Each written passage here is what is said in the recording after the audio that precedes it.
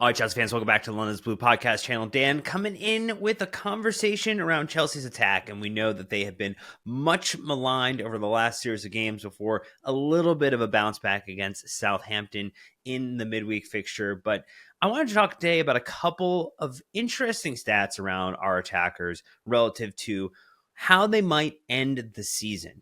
Now we know that there are 11 matches still in the Premier League season to play for Chelsea. Some of them should be, and we say this lightly, gimmies in terms of matches that Chelsea should handily win against teams that are struggling in a much more greater way than Chelsea at the moment. And then games that are going to be a little bit more difficult against teams in the top 2-3 spots in the table at the moment. Specifically, though, I want to get into the attackers on how they're performing relative to their best Premier League season, how they're performing this season, and then will they not meet, or beat their actual best performing season. Now, a couple of them, surprisingly, have actually already beat their best Premier League standards previously set, but we can then try to forecast forward to what they might be able to achieve and see as an outcome at the end of the season. I want to start with Jadon Sancho. Jadon Sancho is on loan with the obligation to buy. His best Premier League season takes you back to 2022-23. That was 9 goals and assists, 6 goals, 3 assists. Currently, this season, sitting at 6 goals and assists combined, 2 goals and 4 assists. I mean, this is a very interesting one. Again, a player who absolutely lit up the Bundesliga when he played for Borussia Dortmund, but really, really struggling in the Premier League to find any level of consistent scoring. I mean, in his 3 seasons with Manchester United, and again, maybe that would be a little unfair considering he spent most of 23-24 at Dortmund when he played. He only had 79 minutes across 3 appearances in that 23-24 season.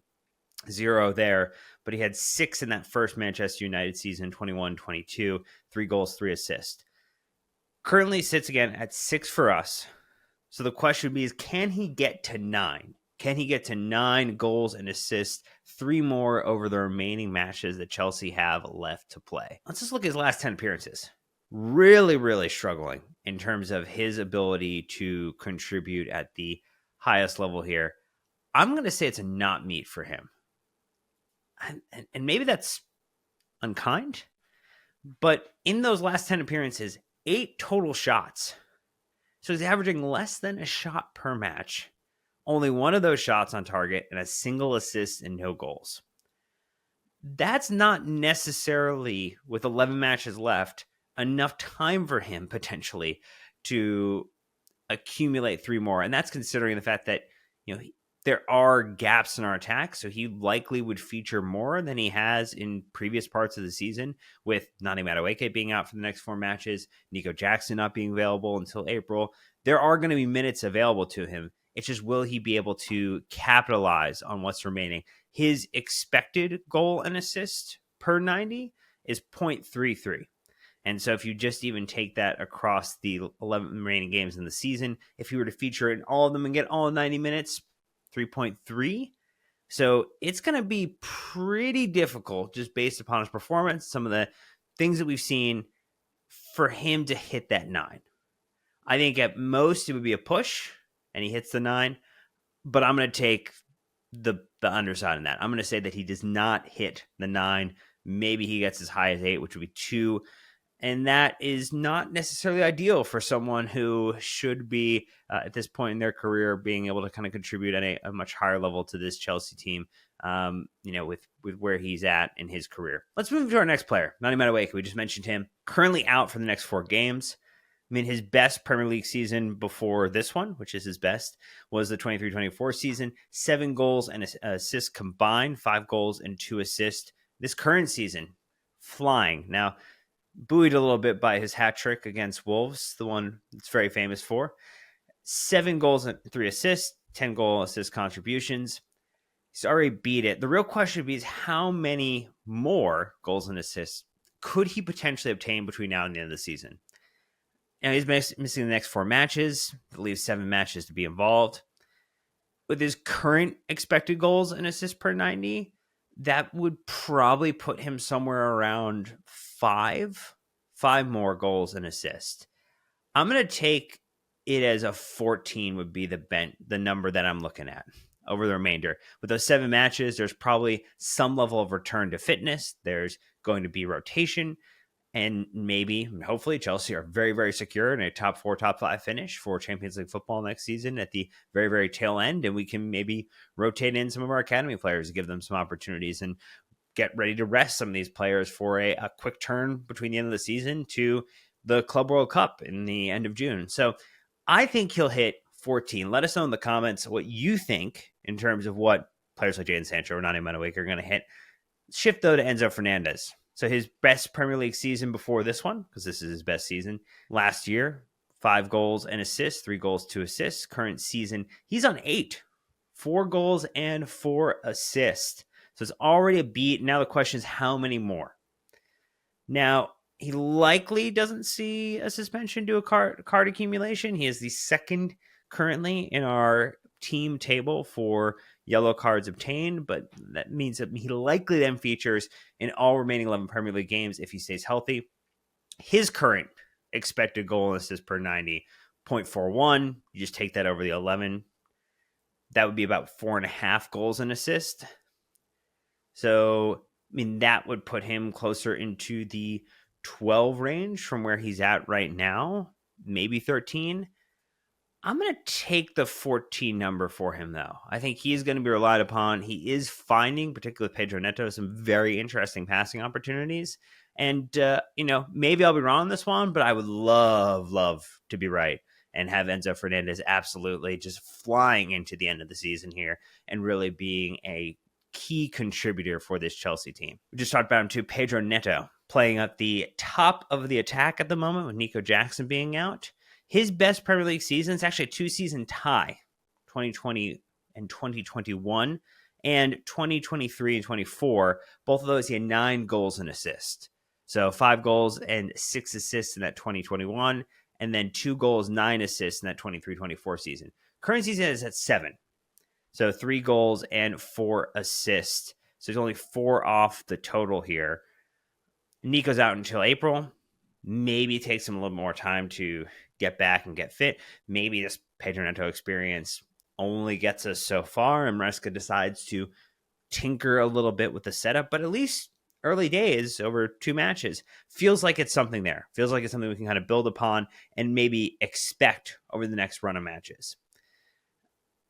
I think with his 0.39 goals and assists, that kind of averages out to a 4.2, or kind of applies out to a 4.2 expected goals and assists over that 90 minutes over the next 11 games.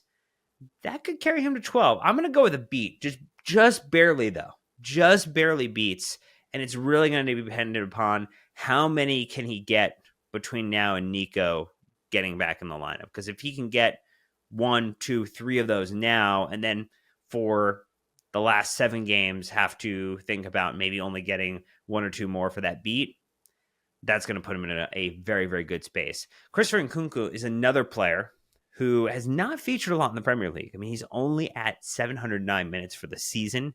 That's on 23 total appearances and 6 starts. It's a big up from his last Premier League season of 11 appearances, 2 starts, and 443 minutes. That's where we saw him score 3 goals last season. He's currently at 5 goals and assists, 3 goals, 2 assists over the season. So he's already beaten his best Premier League season. And now, much like Jadon Sancho, Christopher Nkunku is someone who has not necessarily been able to replicate his Bundesliga success in the Premier League. So we are, unfortunately, the ones who are experiencing the misfortune of that and not seeing the great goodness that he has on offer. When you look at it, though, with the amount of minutes he plays, 0.82 goals and assists per 90. So he is on the very, very high end for someone who's played any level of somewhat standard minutes in terms of hundreds of minutes played for the team, maybe not in the thousands of minutes. I think if he were to get 3 more across the remaining, because he's likely someone who starts to shift down the pecking order once Nico Jackson comes back. If Pedro Neto is continuing to fly high. With Noni Madueke comes back into the lineup and looks super fit after being out for a bit with his hamstring issue. I think he's the most likely to lose out on minutes next to Jadon Sancho out of this grouping. And so because of that, I'm going to say 3 more across the remaining 11 games would be a very, very high expectation. And similar to Neto, if he's going to be involved and get it done, it's going to happen between now and that Tottenham game, really. Anything now before that beginning mid-April run, if he can get the notches in the belt now, that's going to be where he's going to have an opportunity to take advantage of it. Cole Palmer is another one we could talk about. Cole Palmer's obviously won Premier League season with Chelsea that we all remember very, very fondly. 33 goals and assists, 22 goals, 11 assists. His current season currently at 20 goals and assists. It's 14 goals, 6 assists. Now, 11 goals minus the 3, minusing 3 of those for PK. So like non-penalty goals is 11. He had 9 total penalty goals last season. So if we kind of think about it, like he is very likely to exceed his non-penalty goal number because he only needs to hit 2 more to take, to put himself in a position to match that number. Needs 3 to beat it. He's got 11 more matches in the season. I'm going to guess he's going to beat that. In terms of the beating that 33 number, man, this is a really hard one because it feels weird to bet against Cole Palmer, knowing what we saw last season. I think he needs a little penalty magic because right now he would need over 1 goal and assist every single match till the end of the season. And we know that he can pull out of his locker a multi-contribution game with 1 goal, 2 assists, or 2 goals and an assist, or 2 goals, 2 assists. Like very easily could stack up this number and make me look very, very silly. I think it is a meet at best, but a minor miss.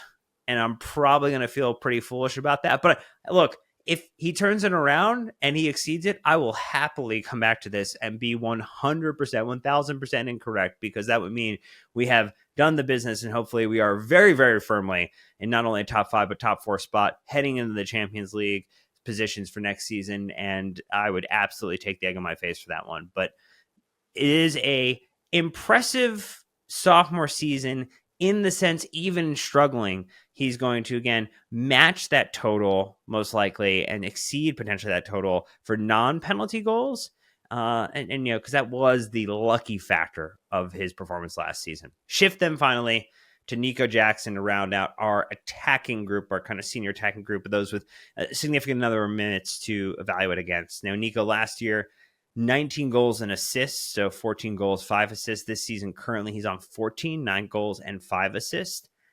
I think given the fact that he will likely see 8 matches and potentially not even full 90s, considering the fact that we need him to get back up to speed. Potentially he has a bit of an augmented return, depending upon how Maresca does put him back in the lineup. We've seen different levels of treatment for players. We've seen how Reece James has been brought back in. We've seen other players kind of get turned around quicker. It really is the big question here as to would he get enough time to do this. So I'm mentally thinking he's back for Brentford.